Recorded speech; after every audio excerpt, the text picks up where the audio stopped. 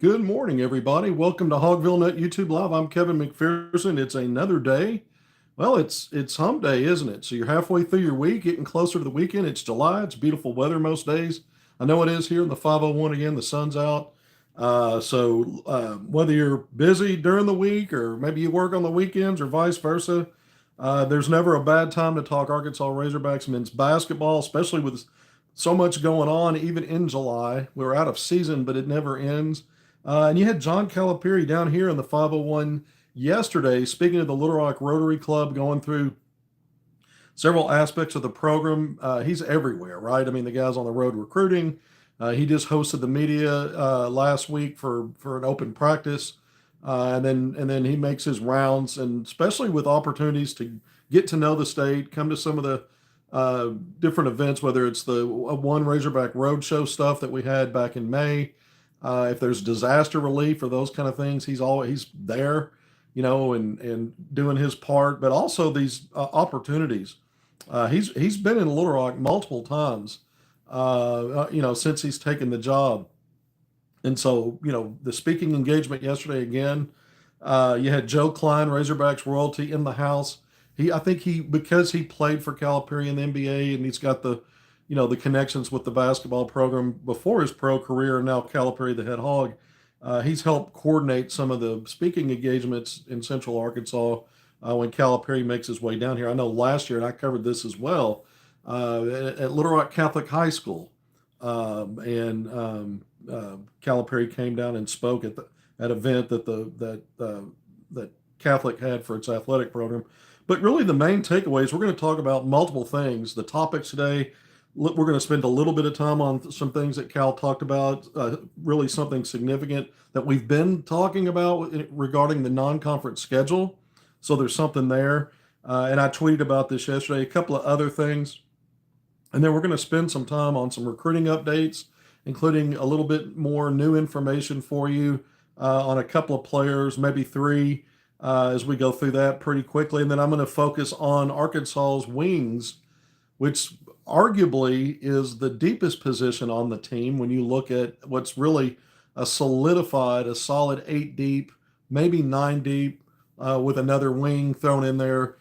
So good depth and talent in the wing spot. We're going to talk about that. But let's jump into the first thing that Cal told us, that the first part of this that I want to get into from what Cal said. I asked him, there was a media scrum following what was about an hour-long event here in the 501. So we had a little media scrum that wrapped that up. Once that wrapped up, and I asked Calipari, I said, the Baylor game has been mentioned before. He specifically mentioned it in Little Rock back in May at the One Razorback Roadshow, and said we'll get Baylor here. And so we've been expecting that. Arkansas and Baylor played last year at a neutral site in Dallas. The question was, were they going to play in Bud Walton Arena? Was it going to be something where they tried to play in North Little Rock, kind of a neutral, return a neutral game with a neutral game, even though technically it counts as a home game for Arkansas.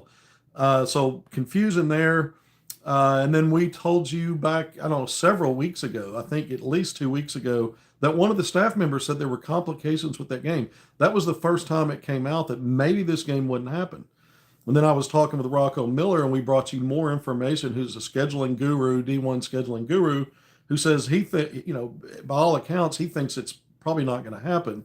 So we got to the point where we felt like that anyway, but I put Cal on the record, put him on the spot, and asked him directly, what about Baylor this year? And he says, I don't think that's going to happen. It's effectively saying it's not going to happen.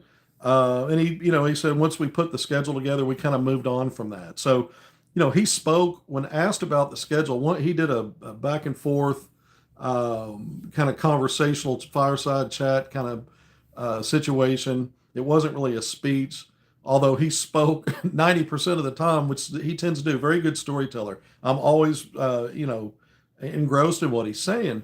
But one of the questions at the end of that, folks in the audience got to ask, a handful of questions. They passed a mic around, and one of them was about his scheduling. And he went through the games and the teams that we already know about and left out Baylor. And so when he did that, that's why I followed up in the media scrum, just to get him on the record. Let's get some finality here. Let's even though it kind of seemed like it was going that way, but he mentioned the ones that we all know about, he really didn't go through the mid majors that we've talked about. He went through some of the big marquee games, Duke and Chicago on Thanksgiving Day, and then you get into December and you're talking the ACC SEC Challenge host in Louisville on December 3rd.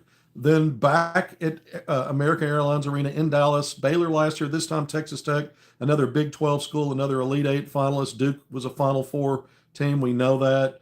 And then he mentioned Houston, who he referred to the number one team in the country. I've seen some polls preseason, way too early stuff where Houston's second or third, but there's a case that Houston could be the number one team. Happy Wednesday, Kevin.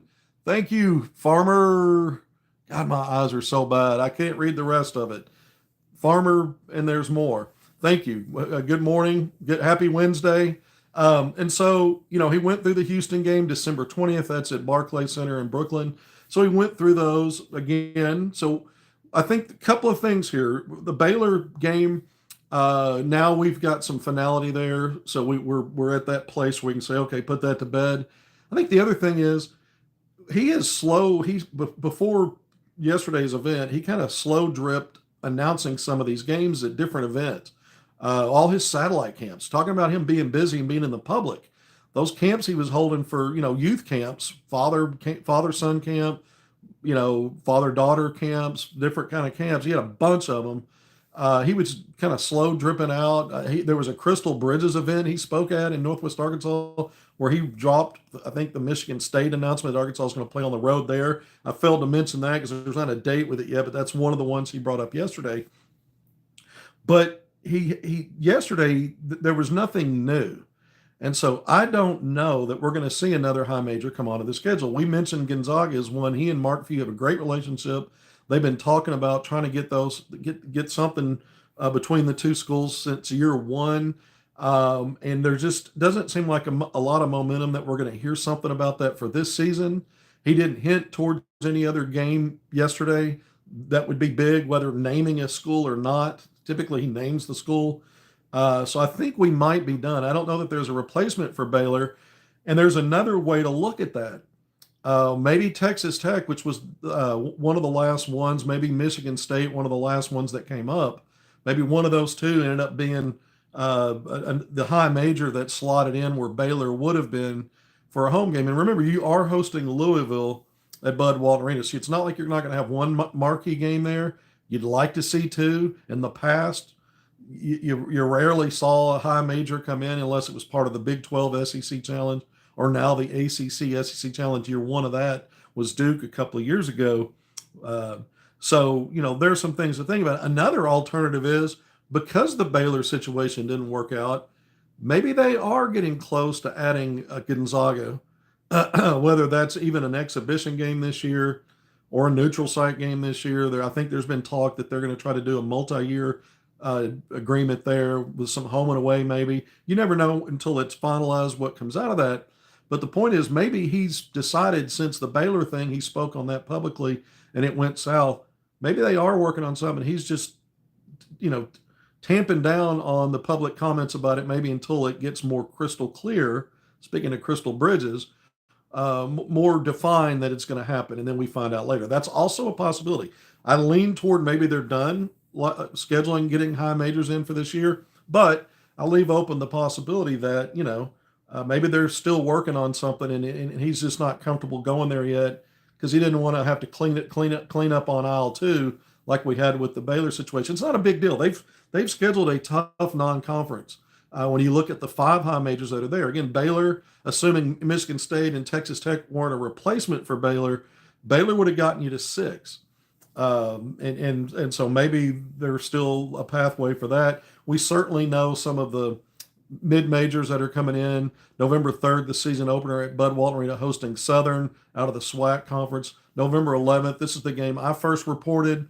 UCA Central Arkansas in-state D1. That's November 11th, back in Bud Walton Arena after being in Central Arkansas last year at Simmons Bank Arena. And then December 16th, Mount St. Mary's out of the Metro Atlantic Athletic Conference. That's December 16th, also at Bud Walton Arena. We've also reported to you, after talking with our friend Rocco Miller, that Arkansas will host basically a 3-team, multi-team event, but Arkansas is one of the 3. That's how the contract will be set up. Arkansas can't play itself, so that means you're going to play 2 games against mid-majors, and those will be in November. Those will be kind of a lead up to that game against Duke. Duke has its own 3-team multi-team event. They're hosting 2 games. I think it's Niagara and Howard in the late November dates leading up to that November 27th game against Arkansas. So last year, Arkansas, Illinois were tied into a 4-team multi-team event, playing Thanksgiving Day against each other on a neutral site, but hosting the exact same opponents, Maryland, Eastern Shore, Little Rock, games we first reported to you then. This time around, Duke and Arkansas will have their own MTEs. Arkansas also, if it's not a 3-team MTE, there's a chance it could be a 4-team where Arkansas is a host team playing the same amount of games too against mid-majors, and some other teams a host team playing those same 2 mid-majors that Arkansas is going to play, but the 2 host teams wouldn't play. So again, it gets you to the same amount of games in the MTE, just a different way of doing it. The other things Cal talked about, so let's move on from schedule again. The other things Cal talked about that kind of stood out to me. He was asked what turned things around for your team after starting 0-5. And he talked about last year in season when they were struggling. Remember, he said, "I have a good team. We have a good team. We just got to get it turned around." And then that was like after they started league play 0-2 or 0-3. And by the time it was 0-5, he didn't focus on that. He said, "We got a bunch of good guys." And I remember my analysis at the time was that shift. I noticed it. I brought it up. But he continues to hammer down on, we have a bunch of good guys. He's saying that about this group already. And he sees it in practice. He sees it in their work ethic. He sees it about how they play for each other, those kinds of things. And then he went deeper. He explained his recruiting philosophy even more. He's probably said this before, but I don't know that I've heard it quite this way. He says, he was told that early on when he was 28 years old and took the job at UMass, he got some advice and he goes, "You can have some really good players that are not good guys, and you're not going to have good results. And you can have maybe not as good players, but they're all good guys and they play for each other and they're doing the right things, and you're going to have elevated results." So he's always recruited that way. Doesn't mean that it's been pristine or perfect, but that's how they do it. They really do their homework on who they think is a fit for doing things the right way, and so they get a lot of high level guys for sure. And not again, some of those guys haven't been perfect, but for the most part, you understand the model, and he believes that was the turnaround, is that he had the right kind of personalities, the right kind of character amongst players, in addition to their talents, and that's how you stay locked in and you don't quit, or you don't start pointing fingers and placing blame. So I thought that was very interesting. He has really been on lately in some of the speaking, some of the podcasts, interview stuff, some of these public speaking engagements, talking about the transfer era, the NIL era, and how he's not a fan of the way it's constructed. He thinks it's too easy now for players to move around, and it affects them academically when a lot of them aren't going to necessarily make a lot of money playing professionally, and they're going to be looking for other career opportunities when basketball ends, and the education part of it's not set up great for them by transferring around a lot, but it also sends the wrong signals, and it doesn't help when you're building a team on his end of it. A lot of things, he makes some valid points, but he spoke a lot about that and how he'd like to help affect change there. But he spent a ton of time, which he's done lately, talking about the transfer part. And I always say this about Calipari, he's consistent. He puts his money where his mouth is. If you think about it, he's not really heavy in the transfer portal. He's taken 2 players each cycle since he's been at Arkansas. And we know the portal continues to evolve and change because of now the big price tags with an NIL. He's right. A lot of these guys are trying to prize a biggest payday, not necessarily what's good for them in terms of their career growth and buying in and being loyal to a team and to a program, more about the next bigger payday. And so he's wary of that. Arkansas hasn't gone crazy in in NIL spending. And we've seen them not reach on players. And they're willing to pass on players if that's what it's mostly about. All these things, he's consistent, and just the sheer low numbers of portal, he doesn't. He'd rather, now if he's not going to load up on high school guys, and that's half his roster, which he's been consistent about that. When we look at how many he signed and brought in on these first 2 rosters, plus what we see coming in this next recruiting cycle for 26, it's kind of that 4-4-2 model: 4 retention, 4 high school, and a couple of transfers. So he's been consistent, not crazy about the way the transfer world is working with in partner with NIL, and he backs it up with the fact that that's not his main focus on how to build a roster. So kudos to him for can he sustain that model?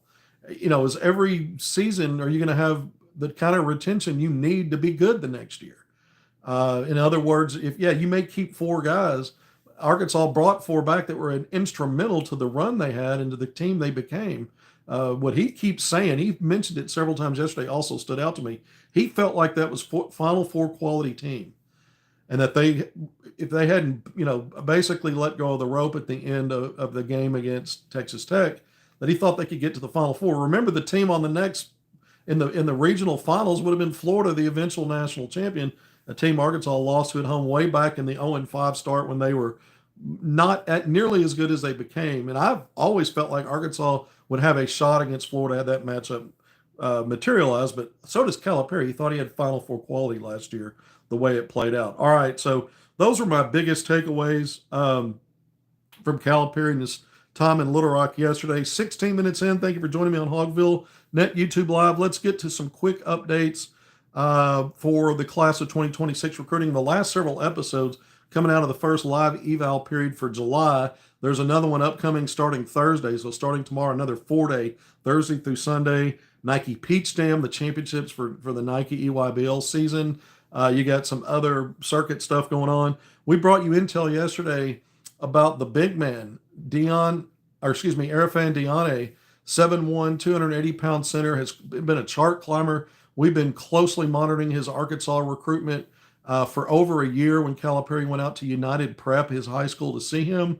And Calipari was courtside last Thursday at the Adidas 3SSB event, the championships for Adidas in Rock Hill, South Carolina, to see him. And he put up a double-double the first game that Calipari watched him, 20 points, 13 rebounds. UConn, it's a who's who of schools that are after him. We brought you intel. He's had the Arkansas offer for over a year. Again, Calipari last year went and saw him on his high school campus. And then we've told you that the players told me directly back in May that he's planning to visit Arkansas in September. His guardian initially said, we're going to take 5 to 7 OVs in September and October.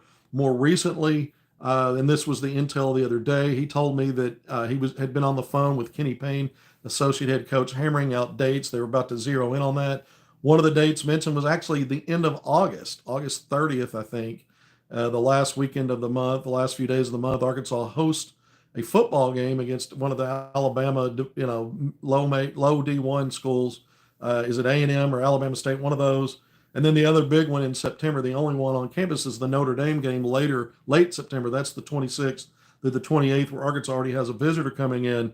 But the things I did not talk about yesterday that I wanted to do today, because I wanted to segue into this wing out of that class where we've talked a ton about. So we're going to kind of segue into him off this other information, additional information on Arfan Diane. A couple more things that his guardian told me when we talked about the fact that they're zeroing in on that visit date. And again, I left it intentionally out yesterday because I wanted to transition today a couple of things. One is he told me that this weekend, during the live eval period, Diane is no longer, so he's not going to be in any Adidas events. He is going to play on the Made Hoops circuit, which is a lower tier circuit, right? It's not up there the same as Nike. Not that they don't have some good players, it's just not the same level as Nike, Adidas, Under Armour, and even now the next Pro 16 Puma circuits. And the reason he's doing that is if you cannot leave a shoe circuit to go play for another one this time of year, none of those circuits allow you to basically go get a hired gun to load up your team to try to win a championship. And Nike's in its championship. Now, you can't do that.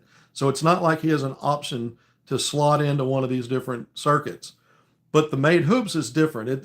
They've got multiple events around the country this weekend. And one of them is in Augusta, Georgia, basically a border city with North Augusta, South Carolina. And so it's basically the same area. And so that'll give coaches more opportunities to see him play live. But it's the lower Made Hoops circuit. Again, they have good players.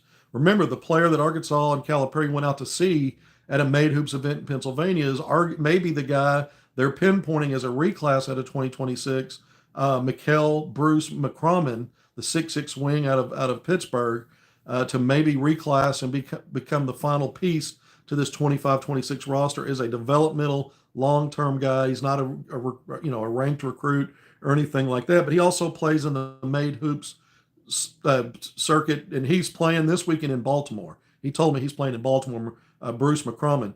But so the information here is, if you want to track Erfan Diane, he'll be playing at the Made Hoops event in Augusta, Georgia, and it'll allow coaches like Arkansas's coaches who are going to be locked in at Nike Peach Jam to see him because it's right there, and you've got 4 days of games. So he'll be playing there. The other part of what I did not mention, and this will segue into the next player we're going to talk about, was the fact that a lot of times when I'm talking to players and handlers, even in press conferences after games, you'll hear reporters or beat writers, whatever, ask questions about specific things because they want to write about it. They want to have maybe more of a deep dive into a specific topic, maybe a player group or a certain individual player, whatever.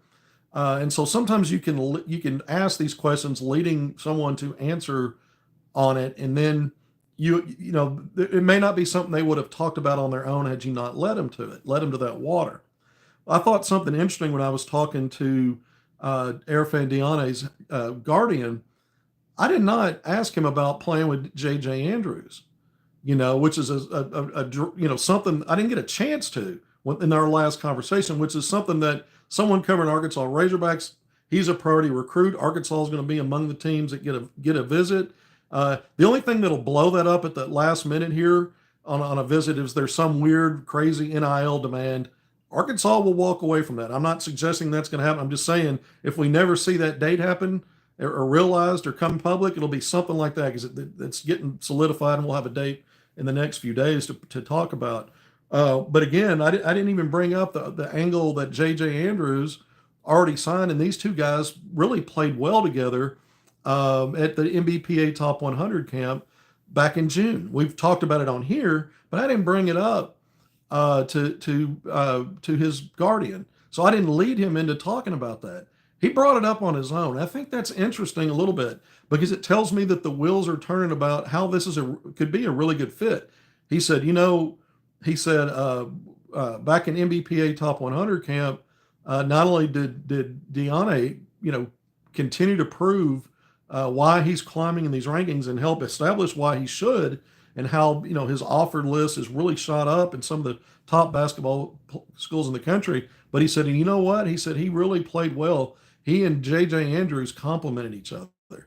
So he brought up J.J. Andrews' name. So it tells me that they're already having these conversations, especially with the staff, about things already that make them comfortable and are kind of a fit. It doesn't mean that that's a signal that Arkansas is going to get him. It's just interesting. And a lot of times, again, you as someone that's doing the job on my end, you bring stuff like that up. I didn't get a chance to. It's already on his mind.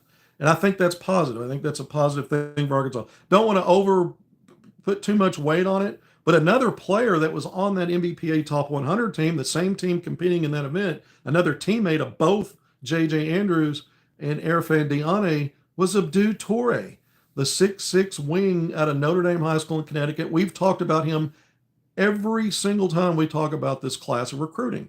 We haven't ranked him in the top 5 or 6. We've done that twice, put those rankings. I did it just a few days ago, coming out of the first live eval for July, and we did it after the only live eval weekend in May. That was mid-May, and I remember I was at Nike EYBL. Toure plays on the Adidas circuit. Calipari saw him play at least once, maybe twice on Thursday of last week on the Adidas circuit. But we've mentioned him multiple times because he took that unofficial visit to Arkansas back in October. Arkansas offered him back in August of last year, so a couple of months before he took that unofficial visit. We started really focusing on him when he played. He was one of the stars in that Under Armour Elite 24 game that had Nate Amin and Shauna Bayev, some 5-star guys from the 2025 class. He was one of the standouts in that game. Double figure scoring, efficient, shooting from getting in the perimeter, getting all the way to the basket. He's a guy that when you look at in FIBA play, He's played on, I think, the Guinea's junior national team and had some like 50 plus point, 60-point games. But in that Elite 24 game, again, going up against mostly older players, he had a double digit scoring game, rebounded the ball well, and he hit the game winner. It was an Elam ending. And we talked about that a lot. We've talked about him every time we've mentioned even the top priority guys. And we say, but they've cast a net, 12 to 15 players, knowing that in the end they're going to get 4. But we've always brought up Abdou Touré's name. Well, his name bubbled back up with Jamie Shaw of On3 Sports. I think it was yesterday. Did an article on him and interviewed him. And Arkansas's mentioned as one of his top teams. And he talked a lot about really liking Arkansas, the atmosphere when he came to that visit. Obviously, he went to a football game. It was in October. I think it was the LSU game. But he also mentioned having a recent conversation with Calipari after the Philly Live event. Well, if you remember, that was in June. Those were those Scholastic events. You had back-to-back weekends late June. And I mentioned 2 things on that first Scholastic weekend, that Calipari would be in Kansas City to see a class of 2028 Arkansas kid, J.J. Andrews, and some other players. Jalen Montnati with Owasso, another wing that Arkansas continues to recruit. We continue to bring his name up because Arkansas has a presence just about everything he does. And he plays on Nike EYBL. But I mentioned to you in the same reporting that Chuck Martin, Arkansas assistant coach, was going to Philadelphia for a Scholastic event there. And I said the main player he's going to see there is Abdou Touré. So we've continued to give you a lead up to how this recruiting works. And so even though I rank a top 5 or 6, if you remember when I did that a couple of episodes ago, I said don't consider some of these, and I mentioned 5 or 6 other names outside of that top 6. It was Brandon McCoy. It was we mentioned Brandon McCoy, Christian Collins. Now I kind of moved him out of the top 6. Montnati and Abdou Touré, and I think I had another one. I've forgotten the other name I had just outside that top group as far as who I think Arkansas is prioritizing. A lot of that has to do with announced intentions for players to take visits. But Touré is a guy that I said in this other part of the group, I said, don't look at these guys as afterthoughts or as, plan Bs. I said, these are guys that Arkansas has prioritized for a long time. So if you peel back just the names we've said already, you've got J.J. Andrews committed. You've got recruitment on both Arafan Diane, or these 3, Arafan Diane, Abdou Touré, and even Tay Kenny, who's announced just a few days ago, and we've talked about it, that OV to Arkansas September 26th to the 28th. Those 3 players, these are not new recruitments. With Kenny, I said this staff was recruiting him. He's a Kentucky native. He plays at Overtime Elite. All of that's in the wheelhouse of where Calipari has recruited before he came to Arkansas. And he was the first 2026 kid, Kenny, that Calipari offered when he changed jobs. And then you've got, again, going back to last year, offers and bringing guys on campus. In Arafan's case, Calipari going to see him. All of that last year. These are not guys that are just now splashing and Arkansas is getting in late. This is the relationship building. And I think it's poignant because, again, in this era of NIL and Calipari focusing on relationships, and the NIL part he knows is going to be important, but building those relationships, showing the value and what he can bring and offer players in terms of exposure, development, getting them to the next level, his track record there, it makes sense to me why they would zero in on some of these guys. And so with Touré, a very talented guy, and you say, well, they've got J.J. Andrews. Isn't that a conflict? No. Carter Knox and Billy Richmond III are perfect examples of how you can go get 2 5-star guys that play the same position. Touré is a composite 24th ranked player, which makes him a 5-star in 247's composite rankings. 24th ranked in most of the services. He's ranked in the 20s, maybe the 30s. And so most of them, he's a 4-star. But when you look at the composite, because he's in the top 25 at 24th in the composite, it makes him a 5-star. Very similar to how Billy Richmond III's rankings went when he came to Arkansas 2 years ago. Now, the other thing is Touré may not be a guy that's selected for the McDonald's All-American game. Maybe he is. But when you look at the Nike Hoop Summit, if he's not on team offered and invited to play for Team USA, he'll be able to play on that Team World. And I wouldn't be surprised if that's something that happens for him. If he's not invited, let's say to McDonald's or Jordan Brand Classic, but it's very likely that he will. Again, he performed well in an all-star setting last year when you looked at that Under Armour Elite 24 game. So he's going to get his share of that. But another top-level guy. There's a little bit of intel here because of the article that came out, because of the fact that we keep talking about him and the staff keeps making sure I know that that's one of the guys they go to see when I ask about that stuff. That's not by accident. But I did talk to someone connected with, I'd say connected with, that has a relationship with the folks in his camp, and one where they kind of revisit things often and just ask to reach out. And I'm told that Torrey wants to come back to Arkansas. He wants to come back for an official visit. So there's a little info, a little intel, if you will. All right, 31 minutes in. Thank you for joining me on HogvilleNET YouTube Live. By the way, Tate Kenny has set up more visits. He's added Kansas. There's several visits. It looks like Arkansas is going to get the last one. He's already visited the home state schools, Louisville and Kentucky. I think he's another one he's already visited is Purdue. But it looks like with Kenny, he's got Kansas on August 22nd, Indiana August 29th, Oregon September 6th, Texas September 12th, and then there's a 2-week gap between what's scheduled to be an Arkansas visit, September 26th to 28th. More than one way to look at it. A lot of people want to get the last visit, but sometimes players set up a bunch of visits. They have a pretty good idea where they want to go. If they take a visit to a place that they might be getting close on, you may never get your visit. Or it could be that Arkansas gets the last visit and Calipari sews it up.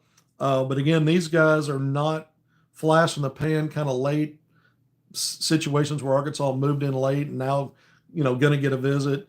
It's more of they've really been on these players, these specific players that we just talked about again, in addition to Jordan Smith Jr.'s we've talked so much about, Tyron Stokes, obviously J.J. Andrews in the fold. But it also makes sense. Deron Rippey Jr., our reporting has always been, and I interviewed him also on the Adidas circuit, also a player that Arkansas coaches watched, including Calipari last Thursday at Adidas, the 6'2 guard out of Blair Academy in New Jersey. He put out his top 12. Arkansas is not on it. Well, Chuck Martin's been the lead there, but it's obvious Arkansas, when you look at two lead guards that are ranked similarly, both of them ranked between 15th and 20th in the country, both of them 5 stars, that you're not, if you're prioritizing one, you're probably not going to be prioritizing the other. And so the Arkansas did maintain contact with him.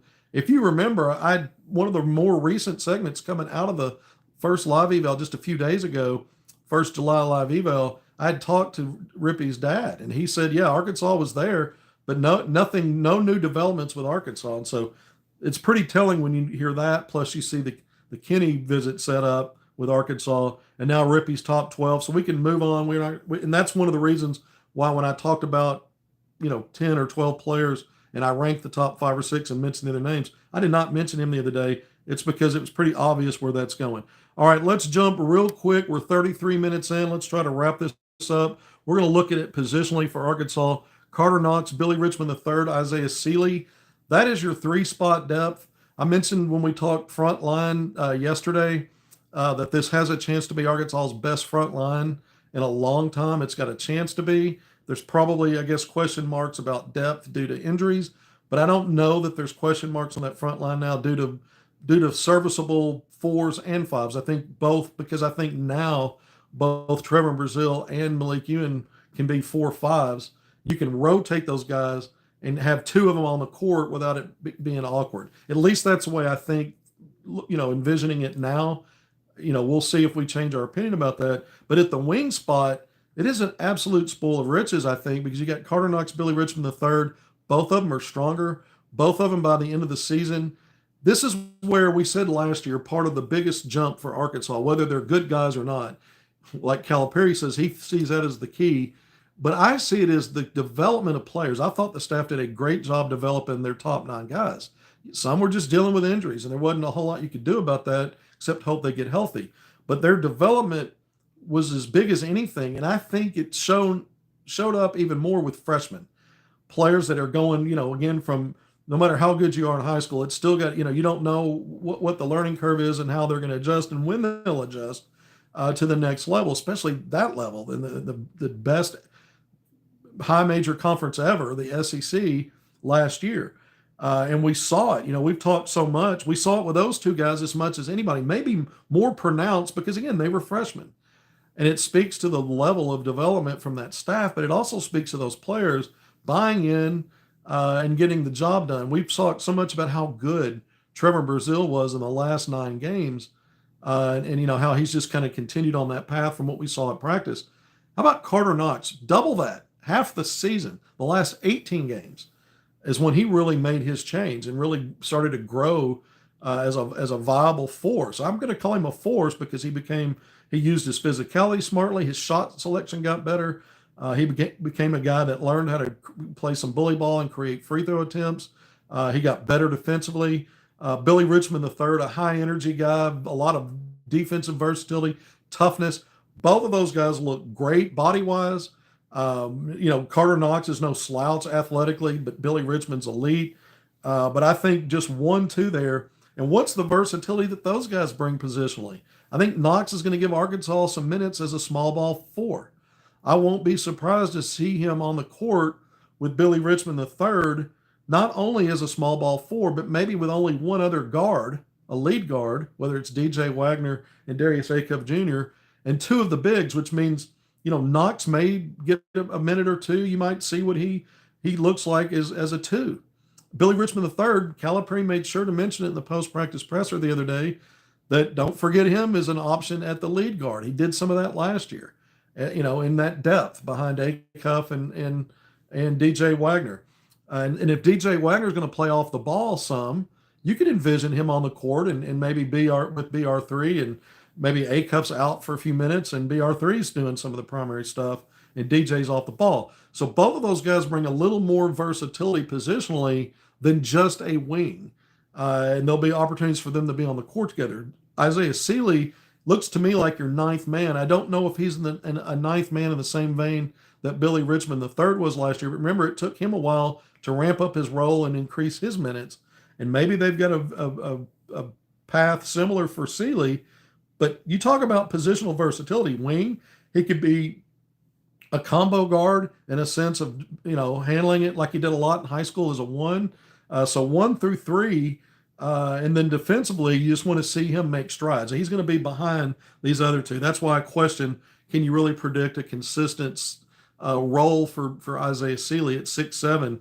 And when we watched practice on that 1 hour that we got to see media in the open practice, we did not see any initiating offense for any of those guys. Not any of them. Everything ran through when they ran stuff 3-on-3. Some of the other stuff was some combination of Darius Acuff Jr., DJ Wagner, and Malik Thomas, which I thought was interesting.